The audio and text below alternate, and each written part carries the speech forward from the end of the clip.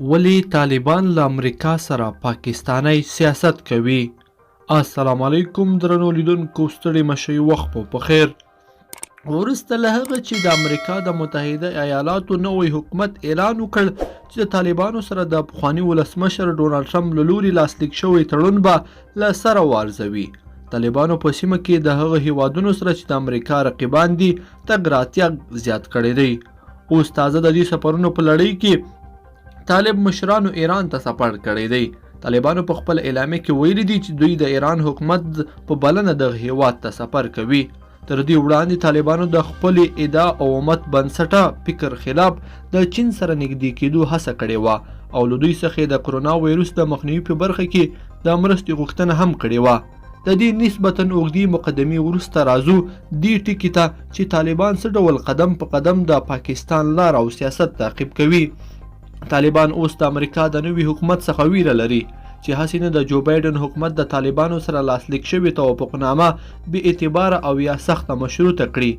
دوی له همدې کبله اوس په سیمه کې د هغه هیوادونو سره اړیکې قوي کول غواړي چې د امریکا سره د خپلو ګټو په سر مخالفت لري. دا هماغه تګلاره ده چې پاکستان د امریکا سره عملي کوي.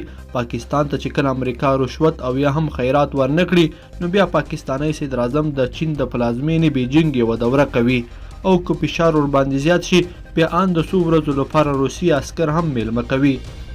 خو دا لاره هغه لاره ده چې پاکستان په نړۍ کې ډیر سخت بې اعتباره کړی دی. ډیری نړیوال قدرتونه په دې هڅه کې دي چې د پاکستان په ځای یو ښه بدیل ومومي ترڅو په دې سیمه کې د دوی د غټو سره همغږي وکړي.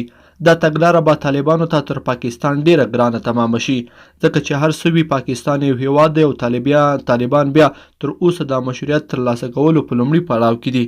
په داسې وخت کې د امریکا سره د طالبانو ټکر کیدای شي د طالبانو د کریر جوړونې کیسه په همدې لومړیو کې ورختمه کړي. ایران او چین دوه هغه هیوادونه دي چې د افغانستان په هکله یې نیت هیڅ ښه نه دی.